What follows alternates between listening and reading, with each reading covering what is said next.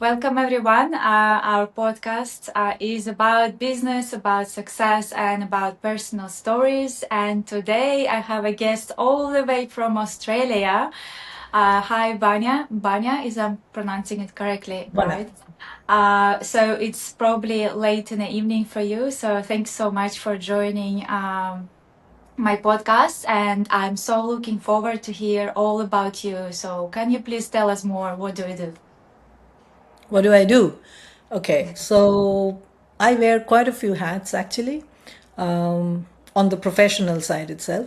So I am an entrepreneur. I have my own platform, coaching platform, which I have just launched and it's being beta tested even as we speak. So that is a very exciting phase for me because I'm right now eating my software developer's head. Literally, I think he must be hating me, but that's what I'm doing. That's called MyCoachie, and so that is one thing that I would love to talk about and Mm-hmm. share more.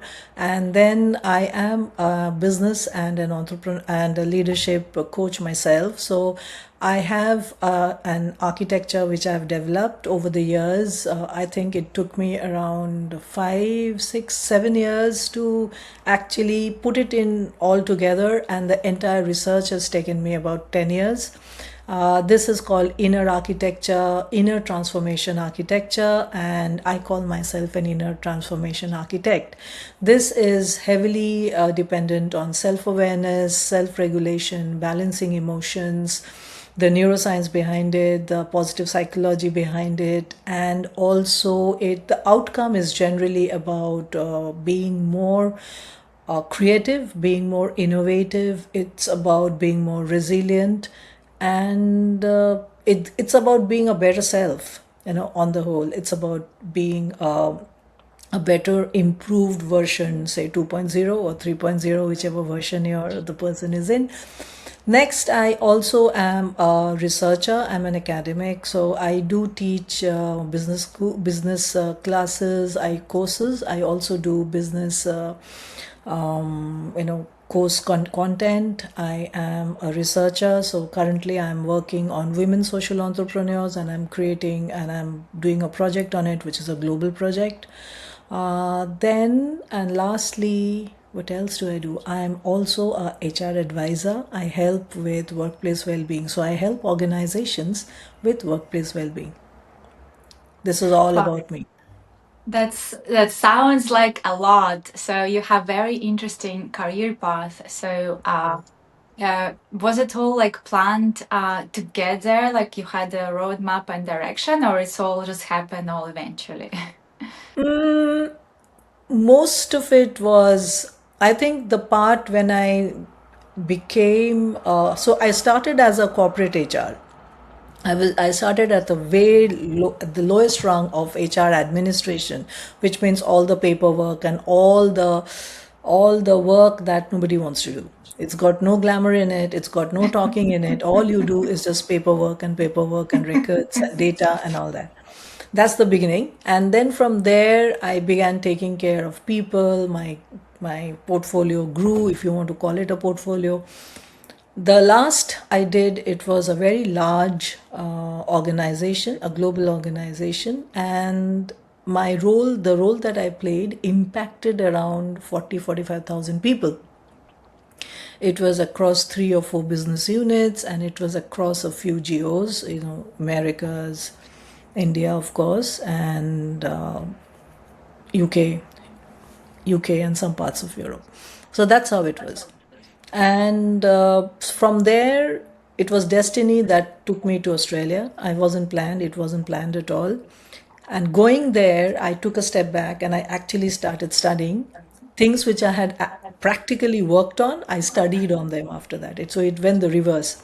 So that's when I did my master's. I did my management studies, my business studies, and then I did my research, and I did my doctorate. And in while doing all this, I started my own firm, and I started doing the advisory work, the consultations and the advisory. So both part of it, they're a little different. So I did both of them, and this much was not actually planned. This was destiny playing its hand. But after this, whatever happened was almost a natural progression. So I started moving towards when I started doing my academic work and things like that. And then slowly and steadily, the coaching began. And with the coaching platform happened. So I think these are all related to each other. And all of these things led to being who I am. Very inspiring. So was there any like a one decision that had the biggest impact on your growth? The biggest impact, okay, so the one decision that really had an impact on me was when I had first relocated from Bangalore, India to Sydney, Australia. And I was sending my resumes, I was still in that work employee Mentality, mental yeah. attitude and the mental side. And I was thinking that's the only way that I can actually live.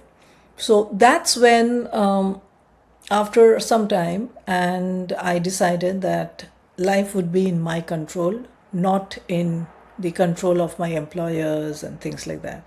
So once I took that decision, then the pathway totally changed. The way I worked totally changed. The way I looked at it totally changed. My mental state changed. And that was, I think, the biggest decision that I took. Wow, that's really, really cool. I think it's all happening to us. I always say, sometimes in life we have some really tough moments or something really is like not going well. And later on, you think about it and you think, oh, actually good that that happened because it's forced me to either start my own business or leave the country and whatever, like for anyone who's watching us. And if you're like in a very low something is not so well for you or it's really hard, I think it's just part of the game. Yeah, you have to be there and it's kind of guiding you what to do next. I truly believe in that. Yep. And have you ever felt like you were on the wrong path and what did you do? I did feel I was in the wrong path, and that was very early on. I was still studying my graduation, so uh, I have my life has been affected by quite a few relocations. So most of them were not under my control. In fact, all my relocations were not under my control, and they were not planned by me or anything like that. So early, very very early on, when I was about 13, we shifted from one city to another. And the city we went to was actually my native city. That was the city where my family, my distant family was, my relatives were all. And so it should have been actually a positive move. But unfortunately, it was not a positive move. And that was when I was very good in studies and I took a deliberate decision, just like, how little children are at the age of 13 when they think, that my father took this decision of relocation and I want to get back at him, so I will not study. So, and that's exactly what I did. I deliberately stopped studying. And just to get back at him, what I didn't realize then was getting back at him was not harming him, it was harming my career, my future, my future. And I literally stopped studying. And but the thing was that I never failed. I never got Mm-hmm. bad marks. I never got, but I wasn't happy doing whatever I was doing. So that one decision that I took, when I look back now, had I been wiser, of course I wasn't wise. 13-year-olds are not wise. I wasn't Yeah. wise. And if I had been wiser or more, little more matured, and I had taken that not so emotionally, life would have been so much more better. I think that was the only time that I really and deliberately took a very wrong step. Yeah, interesting because sometimes we just do something wrong just to prove, right? Just to prove to someone. And what was the toughest challenges you faced professionally? We all do, of course. The toughest challenge that I faced professionally would be concealing my authentic self. How do I say that? Like I'm a pretty straightforward person. I'm a person who, will not, I'm diplomatic, but at the same time, I will say what it is in however nice way I can, but I will say it the way it is. And it worked for me. When I was working in India, in my corporate life, it worked for me. I was doing well. So when I relocated to Sydney, I found that it wasn't working for me. And I had to, and I was getting, replies or responses like, you can take my job. Or I was Okay, getting response. people get offended, right? So I was getting responses like, oh, but this must be very easy for you. So what I realized was that I couldn't hide my skills. I couldn't show myself as a lesser skilled person than I was, which was creating a kind of a competition which I didn't really want. That competition was not needed because the people that who were getting alarmed by me or challenged by me were actually well entrenched in their careers. They were doing well, they were financially well off, they were in a good position in their companies, etc. They really shouldn't have felt challenged by me. But when they say sentences like this, you can take my job, or you can do, you can just do whatever I'm doing right now, or when I'm sitting and talking with them and they give those alarmed, raised eyebrow look, and I know that, okay, so they are not really comfortable with whatever I'm saying. That's when I realized that being authentic may not be the best way possible, the best possible way, or just telling what I thought was right. So if a solution was right and I said it, and it did not really, and it was altruistic, it would be good for the entire organization, not for me, or not for me or for my business unit or for my function or whatever. Then that's when I realized that being authentic was not a very easy job. It was very tough to be authentic. It was very tough to be able to express and be yourself, even at the cost of, losing people around you. And I realized that it was better to lose people. That's fine. Because it's not always that all the people you have around you are really good people, or really, I wouldn't say the word good, rather appropriate people for you. Yeah, I learned that also later on. I wish did it when I was younger. I actually feel it's okay to lose people. I don't want to be around everyone. And yeah, I'm also very straightforward, and I don't want to be with the people I don't want to be. And I had this syndrome in the past where I tried to be nice for everyone, and it was hard for me to say no to everyone. And only now, recently, I started realizing, it's okay to say no. It's okay to choose you. It's okay to, lose those people, because I don't even want to have all these people around me. I only want, maybe very few people to be around me, not like, So yeah, so since we talk about mindset and challenges, and you are in a coaching space, and the whole world now have like uncertainty, or like hard moments. How do you personally deal? And I'm very sure you probably have some advices for your clients and students. How do you deal with when we live in a certain world and things aren't working, and like mentally it's really hard? Is there any piece of advice from you? I can only talk about myself. So, what I do when I have certain situations like that is I go into myself. I try to find out what are the things I can do to better that situation. What are the things that I can do? Like in Sydney, when I relocated and I found that I wasn't meeting the kind of people I wanted to meet, or the kind of people that would actually reciprocate what I am or who I am. That's when and believe me, I tried a lot of things. I tried a whole lot of things, voluntary work, working with a lot of things. And it was not lack of trying that gave me this lesson. And then I decided to study. So that was going inside myself. That was actually studying, or education is actually going inside yourself and seeing what you don't have. So, what I don't have in me, which is making the path easier or smoother.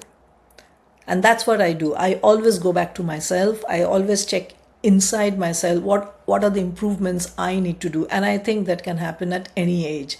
30, 40, 50, 60 doesn't really matter. Even Yeah, 80 doesn't that's matter. right. So that's what I think is the most important thing. So I go into myself, I do that, and which is why I think my coaching is called inner transformation. Yeah. So, what type of people mainly working with you? Is it any specific types of organization or any specific job titles or anyone who can be? How can I work with you, for example? Okay, so if you are a people leader, if you are a middle manager, if you are a C suite level person who wants to up his game, or who is feeling burnt out, then, or who is feeling, like the issues at work is spilling into family life, then those are the if you're having sleep issues and sleep is not the real problem, the problem actually lies somewhere else and you're not aware of where it lies, then those are the kind of people.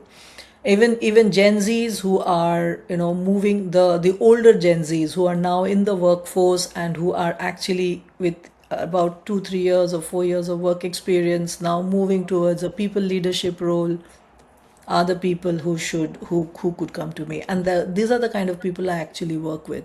I also work with solopreneurs like yourself and myself. I work with entrepreneurs who are starting their business, or you're learning to, so which is why I call myself a leadership and a business coach, because I sometimes help them not only from a leadership perspective but from a business perspective. So yeah, so all those kind of Yeah, people. it's all related. And you just mentioned burnout, sleeping problem, family problem, and I'm like, I've done all of that.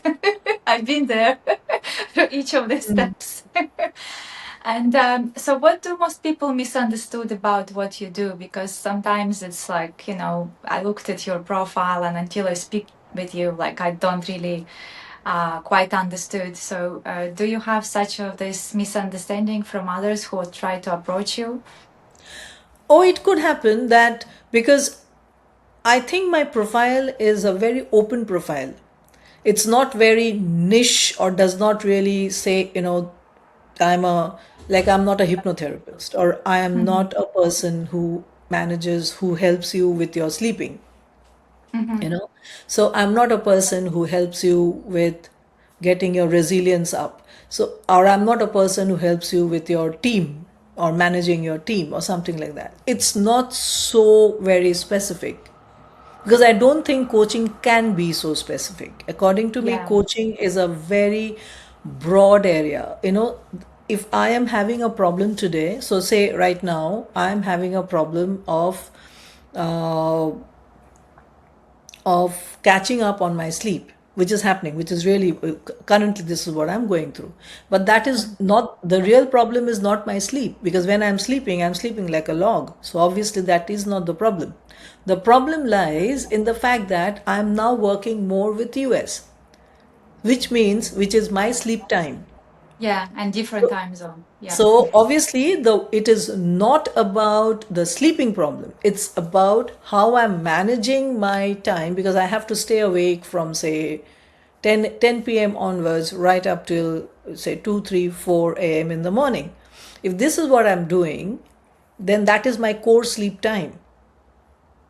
So how do I then? So I'm now reorganizing my calendar. I'm reorganizing and rescheduling my entire work thing, and I'm trying to fit in things if I'm working with other time zones, so they all fit into this time zone, Yeah, right? So I that's a different part to sleep. It's not really a sleep problem.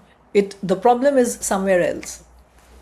yeah, that's right. That's right. And I also work in different time zones. And like when we moved to Portugal, I have clients from Dubai. So I used to get up at 6 a.m. to catch up with them, and then late meetings with US. And it's kind of leading. I thought I'm like burnt out, but then reality was it's not burning out, it's just that my schedule. So I had to completely rewire my schedule, do my discipline, and like I don't do any more meetings like at 6 a.m. anymore, only later. Like I just don't, I had to just say no and shut off some of my schedule, otherwise just you can't function 24/7, Yeah, right? so I block off midday between, say, from 2 p.m. my time to 5, 6, or 7 p.m. is totally blocked off, and that time is not given to anyone. Yeah, that's right. You need to have time to yourself. And so you're working with for so many years, you're working with lots of professionals, with lots of businesses. And what mistake you see business or professionals make over and over again? They lose self-awareness. That's one of the major things, because when you are successful, that is really the time when people need to be more grounded. When you've got two promotions or one promotion that you were really aiming for and you have got it, that's when you need to be really grounded. That's when you really need to, dig your feet in and become grounded. So I find that most professionals, and that's human, because you get a promotion. I've got my promotion that I wanted, and then you want to relax for some time. You really want to do, you don't want to discipline yourself so much. You don't want to, set particular regime to yourself and things like that. But that is what affects people most. Then they lose the repercussion of that is losing your self-awareness, losing your self-regulation. In some areas you're doing extremely well, but in some areas you're really losing out. That the balancing the entire plate of everything that your life has in it becomes a very important part, which is very difficult for professionals to maintain. I've gone through that. I know what it is to go through that. Yes. I also believe that we have too many distractions right now. There's like too many things, and we also keep looking at other people and kind of comparing us with other people, and it's all lead to distraction. Um, Yep, I so totally agree. what's the something you used to believe about success, but it's you no longer agree with? Um, Not really. My vision of success was never material. So material success was not something that I was ever running for. So that was never my thing.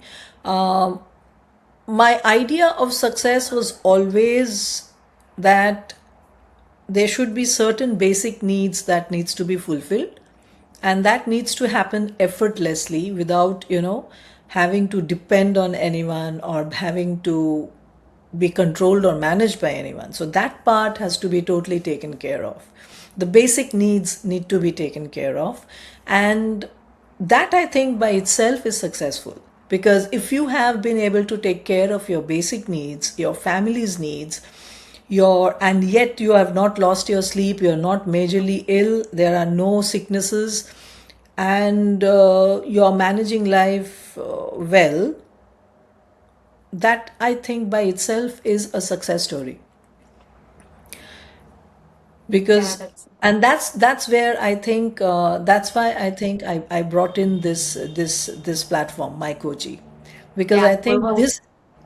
this Uh, helps coaches with not having to worry about marketing or branding or selling anything. All they have to do is make your content, get your leads, do the coaching, which is what we are meant to do, coach. We are yeah, not meant to be exactly, branding, exactly. marketing, and all that. Yeah, yeah. I have few more questions and then I want to get back to your platform because I am also all in tech and I really like to speak about automation, about platforms, and I always get super excited about all this stuff like AI and everything. My husband looking at me like, how you get exciting about this? But yeah, I do. So what's the behind the scenes reality of your work that no one talks about? Whoa, behind the scene, there is a lot of slots which no one comes to know, that there's a slot when I'm working on my coaching, there's a slot when I'm working on MyCoachie, that is my platform, when there's a slot when I'm working doing my academics, and my diary, which is handwritten and maintained handwritten every day, is actually slotted, and that is the amount of time that I spend over each one of them. So maybe towards one of them I spend 30 minutes in a day, and the other one I spend 3 hours, and the other one I spend 4 hours or 6 hours.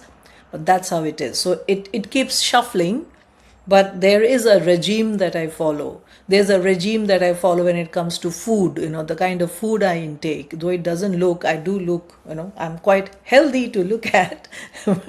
So, and I'm working on that. But I do have a regime of food intake that I do. There's a discipline of even in my wardrobe I have a discipline that I was very surprised to find that. I thought that was how it was, but then I realized that no, not all people have a discipline in their wardrobe. Like wearing a Oh certain yeah, that is. clothes, and so that's the kind of thing. So I have a discipline where I never thought I was disciplined. Honestly, I never felt I was disciplined. I had an uncle who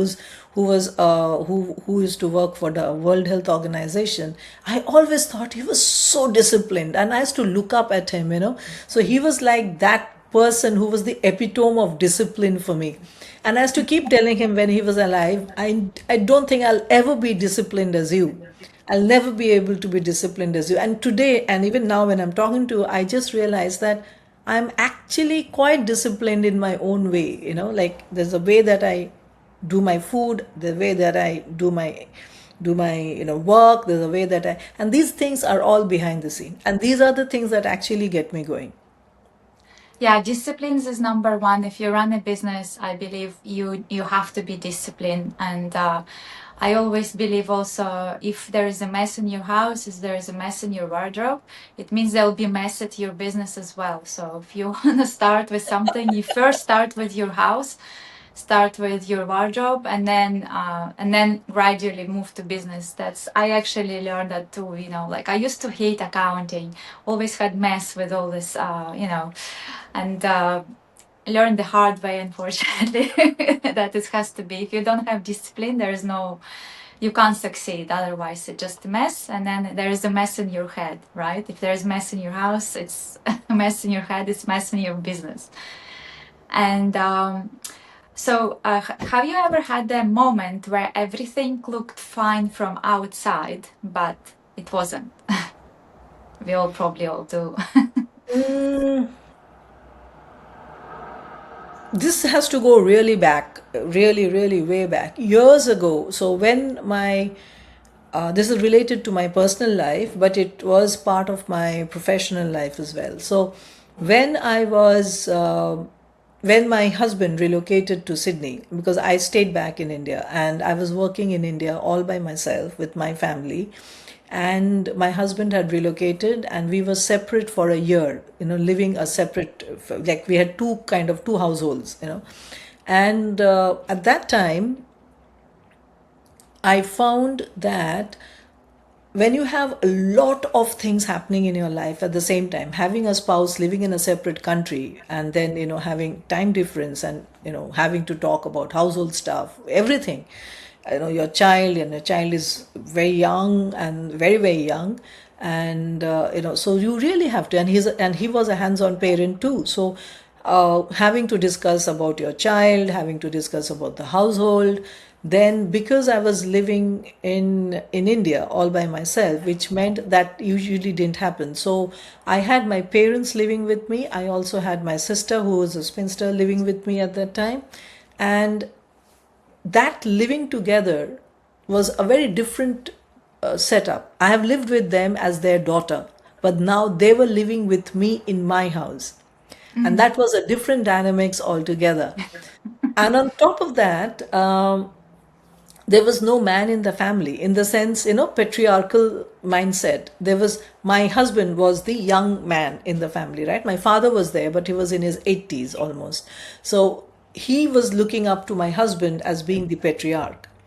and there was no patriarchal figure anymore. So if something happened with the car, if something happened with the driver, I'm the one who's solving it. And it was very difficult for them to accept that being a woman, I was doing it. It Yeah. was usually done by the man. So now it's the woman who's doing it. So these little dynamics actually can affect somebody's life. So I found that at that stage of my life, and of course I had a growing child, and then I was working different time zones. So as I told you, I was working with 3 or 4 business units. So I was working in the US time zone. I was also working in the India time zone, which was my corporate office, and I was also working in the UK and the Europe time zone. So being with this kind of a work situation and having a family life which is equally demanding, you can understand the demands that that comes with it. I found I was getting numb. I was not actually feeling anything anymore. I think that was the time, which was, if I have addressed your question correctly, that was the time that when I felt numb. I've never felt numb after that. But once that was done and the hurdle was crossed, I think that numbness went. Yeah, thank you so much for sharing your personal story. It's really valuable. And let's talk about future and vision. We all obviously, you were talking about your platform, and that's your vision and a future as well. So yeah, tell us more. What is your platform currently focused on? And what problem does it solve? It is supposed to solve the problem of coaches who are finding it difficult to brand themselves, to market themselves, to have a lineup of clients, which usually happens because you do not have. As a coach, I know I have had dry months when I haven't had a single client, and my pipeline looked dry, and then suddenly I would have one, and then I would have 2 or 3 more, and then again it would be good for the next 3 4 months. So I don't want that happening to coaches. I want the coaches to have a lineup at all times. So that is one of the problems that I'm trying to solve here, and I'm using the word trying not because I'm inconfident of my software, but because we are still testing. We're in the beta testing stage. So being a scientist, I always have the research thing at the back of my head. This is still a research that I'm still doing because I'm still to know how much the software is going to solve, how much problem the software will solve, and we are still learning that. And we have a few very, and I'm really grateful for them. So we have a few coaches who are dedicated time to this, who are actually beta testing it, and who are sending me feedback every day to say, you know what, this is working, this is not working, or this is where things are going great, this is where we need to do a little more. So these little feedbacks, these friends that I have with me who are all coaches, and they are all a part of this journey with me. This is the best part of developing this. So this is for me right now like a design thinking research work that I'm doing, hands-on research work that I'm doing, where I am actually getting feedback live, and we are now moving on to putting our contents onto the platform and checking how the contents are going to look, feel, how the contents will be showcased, and all those things. So we are all getting into that part of it now, which is really amazing. So I'm expecting that we should be able to get all of these done and start real coaching by, say, sometime in the end of May, and really have coaching, like have clients and start 1 or 2 coaching experiences totally over there. So that That is how sounds things. amazing. Do you have any waiting list for people to sign up? So maybe we could share for our audience if anybody is curious to Right start. now, there is no waiting list, but right now there is a, a beta version where you can definitely go in and check yourself as a coach. If you're a coach, if you're a coachee, which means a client of a coach, that's the name it comes from. So it's MyCoach hyphen EE. So it is my coach and my coachee. And so for the clients, or who are searching for coaches, this is a good time to go and see and check it out, and register yourself as a person looking for a coach. Definitely you can go there and do that. And as a coach, you can always go and register yourself, and right now we are not charging anyone anything. So any coach who is willing to join and test the product for us and be there, it would be lovely to have you. Yeah, that's awesome. So it will be a platform where if I am a coach, I can go register myself as a coach and it will help me to grow my business. And if I am looking for the coach, I can also register and start searching for qualified professional who can coach me, correct? Perfect, yes. Okay, that sounds very interesting. I haven't seen anything like this, so I think definitely it will benefit lots of people. And so now, as you know, we're all in this AI era. And where do you see your industry going in the next few years? And you've been in the industry for so long, and you have research background. So I really wonder to hear your opinion about that. So, in fact, I've just written an article on how humans and AIs can work together and where they can really work well together.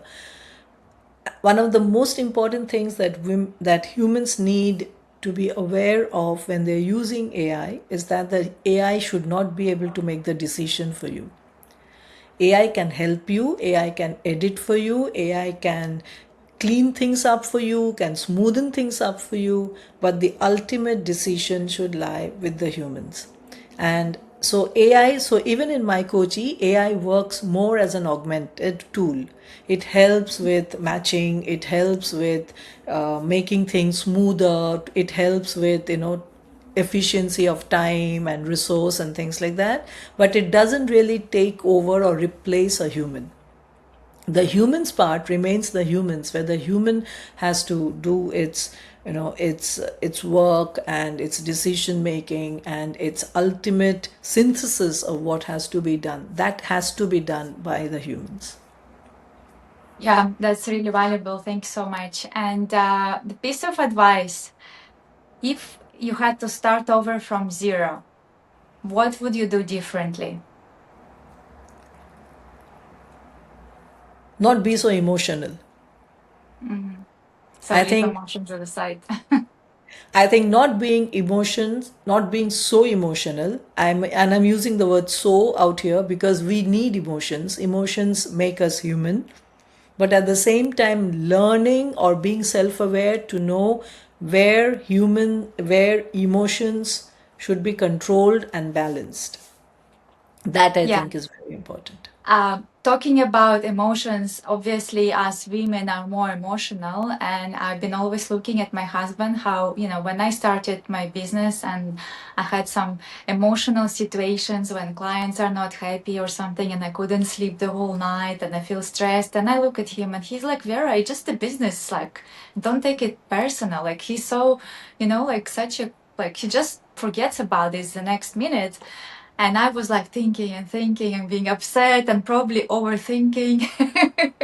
And then I thought, oh my God, business is not for women because we get so emotional. Of course, I learned over the years, but definitely at the start, emotions are like, yeah, it's huge, Being more especially for women. objective. Yeah, Being more yeah. objective, I think. And so, what does success actually mean to you today? I know you mentioned that it's not about financial, but what it is really. I think success means to be able to,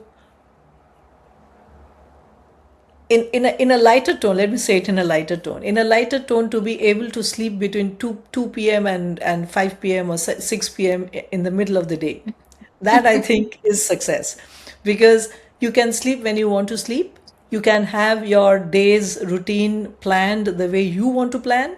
I think that is a huge success, where nobody is actually controlling your time. That is a huge Yeah. success. I think also freedom is new currency, right? We all want to have more free time to ourselves or to our family or traveling, rather than being like working 24/7 and being stressed. I don't think working 24/7 is wrong. Very honestly, there are people who tell me, "But Banya, you're working 24/7." Yes, I do. I do work all the time because I'm doing some work or the other. So I am working 24/7. It's not that I'm not working. Even when I'm sleeping, sometimes I wake up and, in the middle, and I just wake up. And in fact, now that the launch was done, I did wake up, once or twice in the middle. Oh, this is missing, or oh no, that was not there. So I'm really not sleeping, to be honest. So it does happen, and we do work, and it is not wrong because sometimes it does help you to work. It gives you the happiness.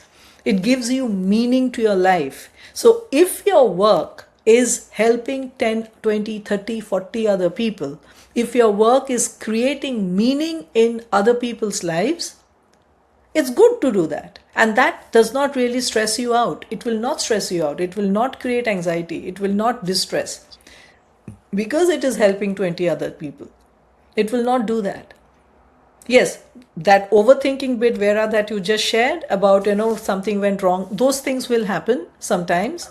But then being objective helps us to then know that, okay, this is how much I can do, I can't do beyond this, and just go on after that. So that is what I think is the most important thing. Yeah, that's really, really cool. And yeah, I also been there where I work 24/7.